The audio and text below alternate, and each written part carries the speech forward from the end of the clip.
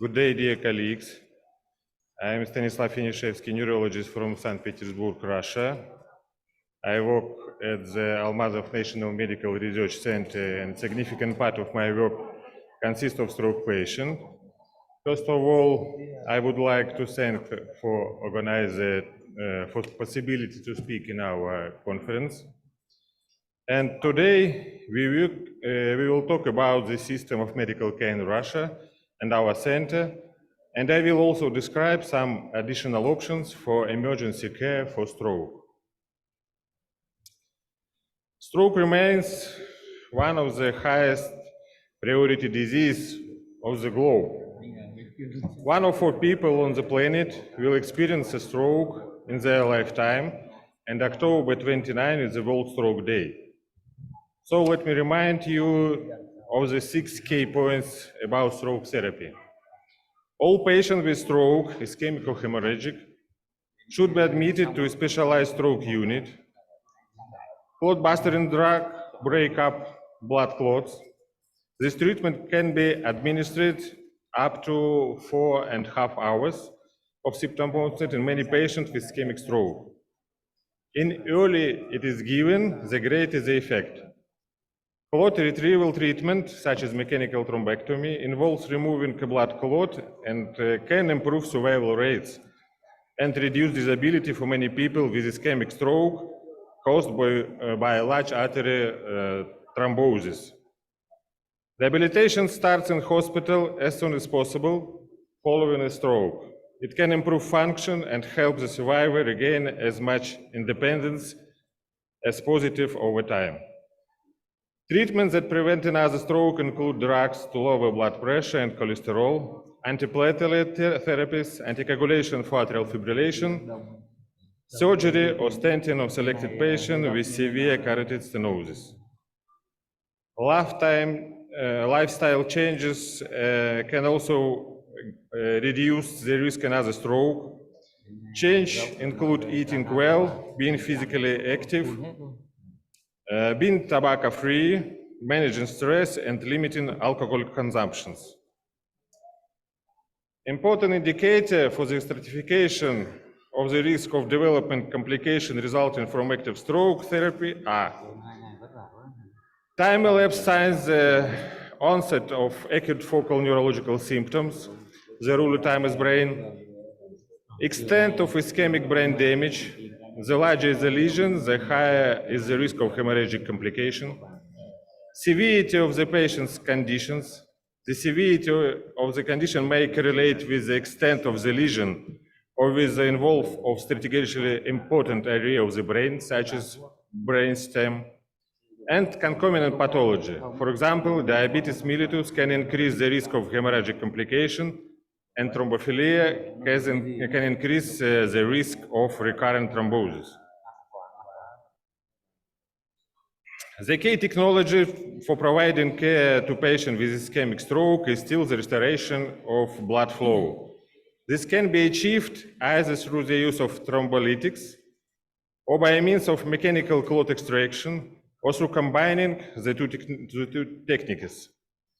In the routine practice, there is a therapeutic windows of 4.5 hours for thrombolysis when the risk of hemorrhagic complication remain low. It should be remembered that we can reduce the risk of hemorrhagic complication and increase the efficacy of thrombolysis through a correct selection of patients. The CAS3 study showed that thrombolytic therapy outcomes were better in the group that received thrombolysis within 3 to 4.5 hours of stroke onset in the presence of penumbra area proven in the MRI. Despite the proven efficacy of thrombolysis in stroke, restriction of the use of thrombolytics, primarily related on time, do not allow for the provision of such care for most patients. Hence, in 2022, in the Russian Federation, only 5.5% of thrombolysis was performed among all patients with ischemic stroke, and only 1% of them underwent clot extraction. In continuation, I will present the potential for changing for this situation. According to the statistic from 2021 of all the patients admitted to stroke centers in Russia, about 80% has ischemic stroke. Of this, approximately a third were admitted with first 4.5 hours after symptoms onset, and only 17% of them underwent thrombolysis. The key restriction for performing thrombolysis were the use of anticoagulants, arterial hypertension, and large focal area as shown by brain CT scans. The results is inadequate share of reperfusion. The question arises, how can the proportion of perfusion technology be increased? The answer can be found in the group of patients admitted within 24 hours. This is 92% of all patients admitted to stroke unit. And in line with current stroke care opportunities, such as endovascular treatment after selecting patients using CT perfusion, the proportion of perfusion therapy can be significantly increased. The current paradigm of selecting patients for perfusion therapies is based not only for the concept on time is brain, but also on the concept of imaging is brain, because the potential risk of hemorrhagic complication can be identified using neuroimaging. For instance, the use of various neuroimaging modalities depends on the time that elapsed since the onset of the first symptoms. If less than 4.5 hours have passed, a CT scan of the brain is performed and decision is taken to perform thrombolysis. If the time is more than 4.5 hours but less than 6 hours, CT and CT angiography are performed, which helps selected patients for clot extraction. If the time is more than 6 hours but less than 24 hours, CT perfusion should be performed and other selection rules for endovascular treatment should be applied. It is very important that a modern stroke center is equipped with CT scanner capable of performing CT perfusion and automatic calculation of the infarction nucleus in penumbra area. A special group of patients is those who had stroke during sleep. There is a well-grounded opinion that strokes during sleep are more likely to occur closer to the morning and sometimes wake up the patient.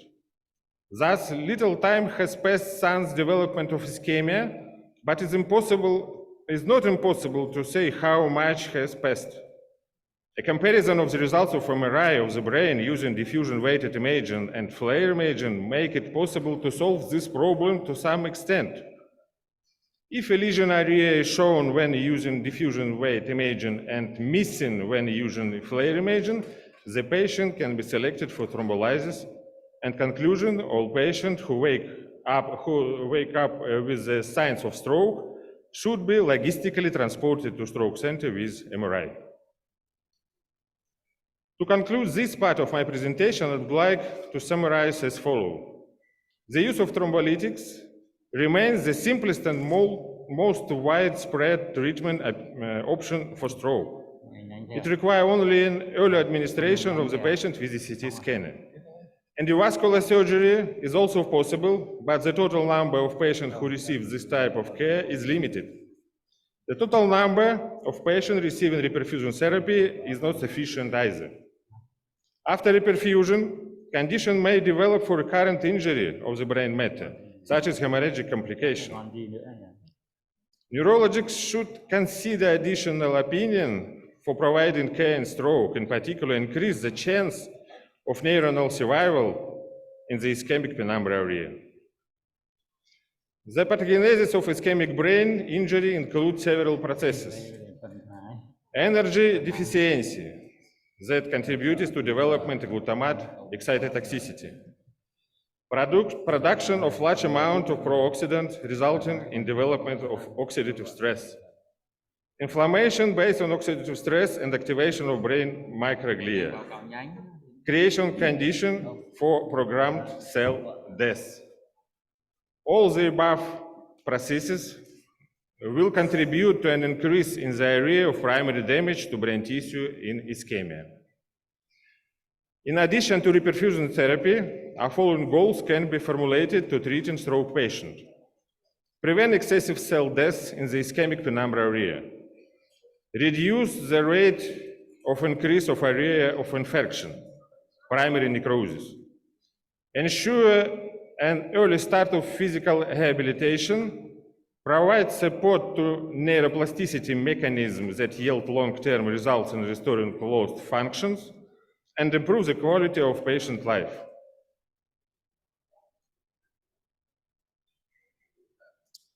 Physicians who are skeptical about neurometabolic therapy should remember that lifetime of ischemic penumbra is significantly longer than the time devoted to thrombolytic therapy.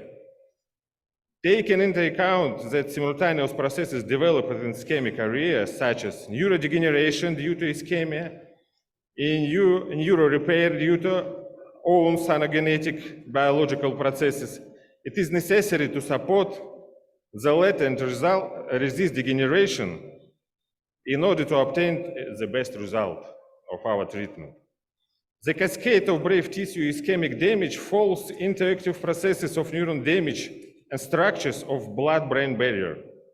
The accelerator of primary cell death and the activation of neuroinflammation leads to significant expansion of the primary affected area, which we can often see in superficial MRI scans of the brain.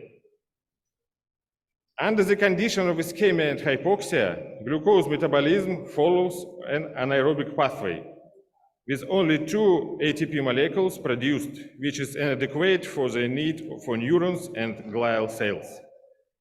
The central position among antihypoxant should be given to substance whose key application should be activate anaerobic production of macroRx against the background of oxygen deficiency.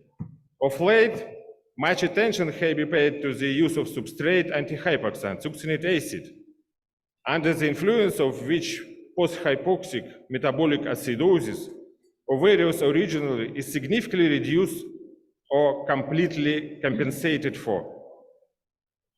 The combination of dehydrogenase coenzymes and substrate involved in ATP production has an excellent vector to improving the supply of brain tissue of hypoxia.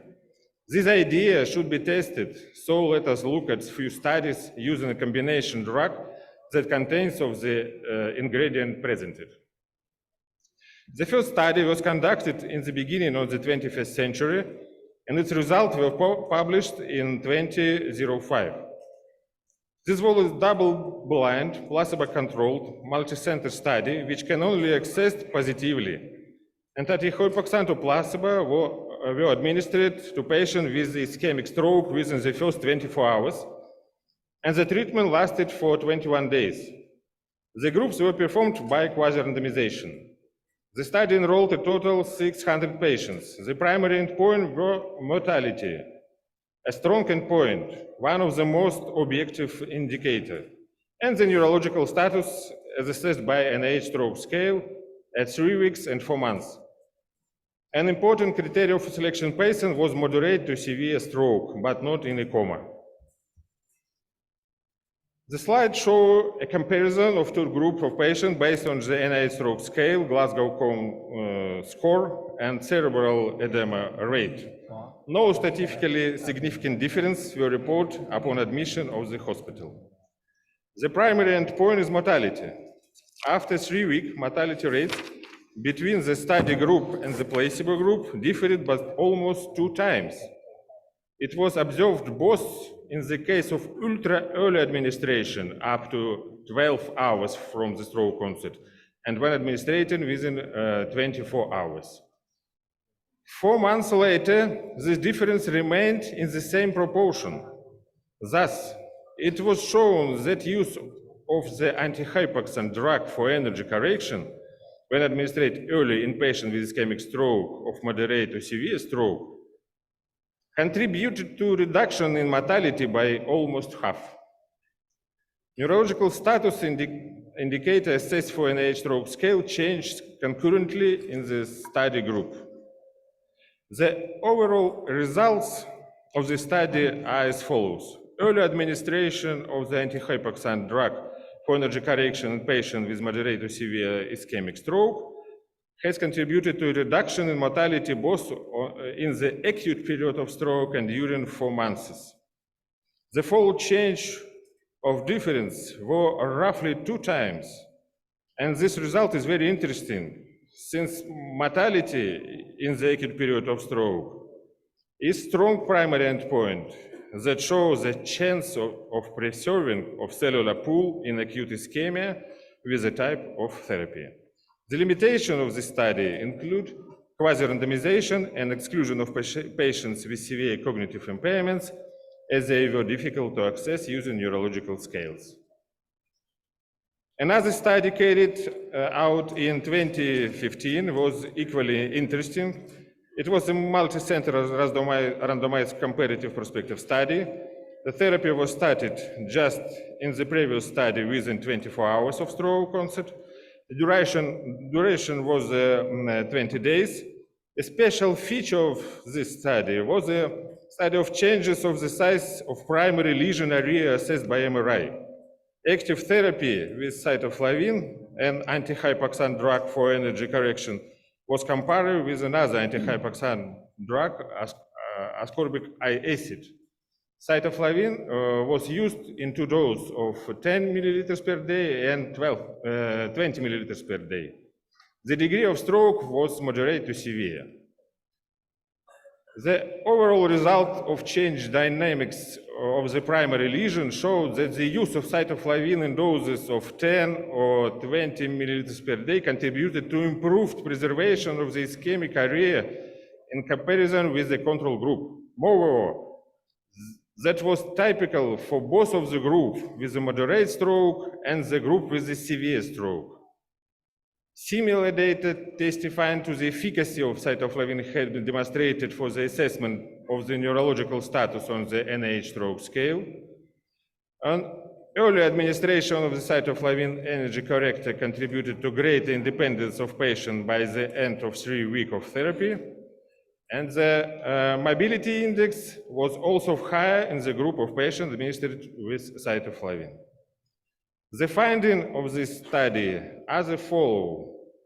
An early administration of cytoflavin with 24 hours of stroke, onset with a moderate to severe stroke over the 20 days contributed to a reduction in the primary affected area on MRI scan. Let me show you a few examples of my own observation of the use of cytoflavin in a patient with ischemic stroke.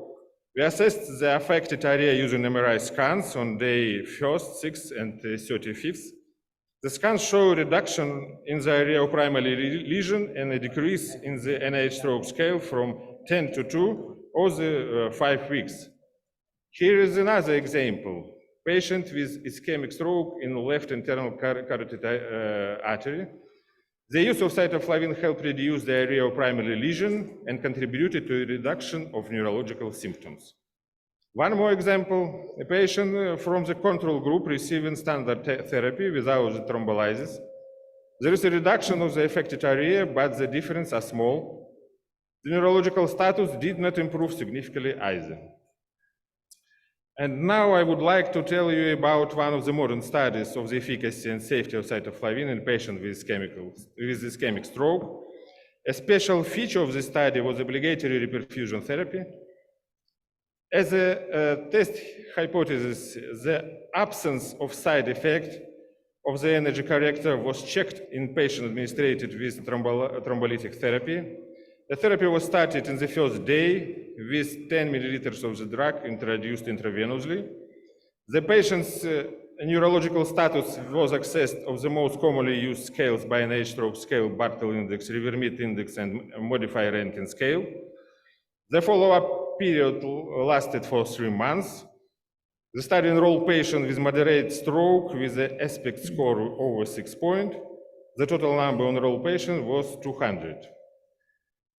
The results of the observation show that the median of the modified Rankin scale was conformably with that a non-disabled patient and did not differ in 2 study groups. The safety of the drug was assessed by incidence of hemorrhagic complication. The two groups of patients did not have significant differences by this indication. The use of cytoflavin in acute period of stroke, including after thrombolysis, is safe. The main conclusion of the study is that the use of drug does not worsen in the clinical outcomes and does not lead to an increase to proportion complication compared with patients who did not receive cytoflavin.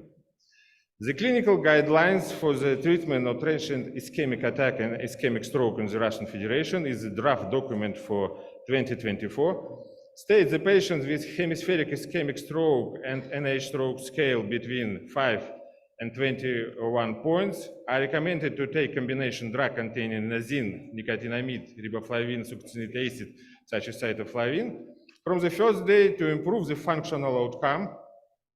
The credibility level of guideline is B, medium, and the level of evidence is 2, higher. I would also like to present you some statistics to care provided stroke patient by Almazov National Medical Research Center, where I am responsible to scientific management of the stroke center. Over the past 3 to 4 years, we have been introducing techniques aimed at selecting patients for reperfusion therapy within 24 hours treatment window, and this has yielded result. The reperfusion rate among all patients admitted in our center to nearly 25% of all patients with stroke, and among those admitted during the therapeutic windows, it is 37%.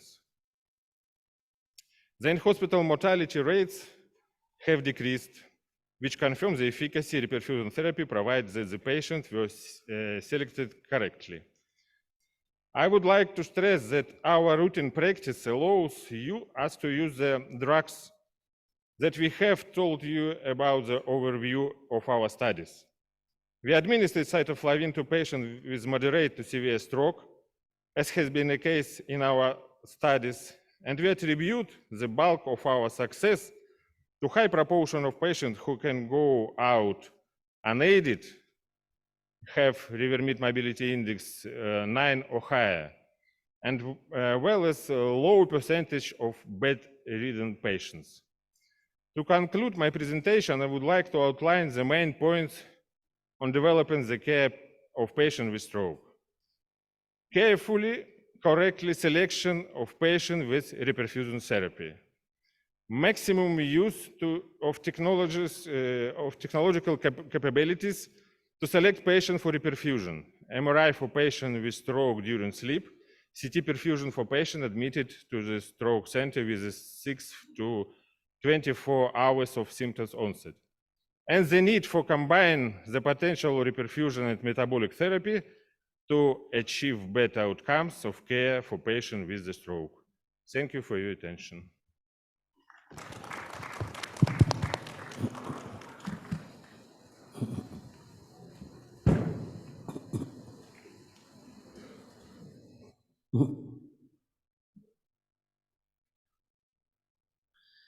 Thank you, Professor Nikolai.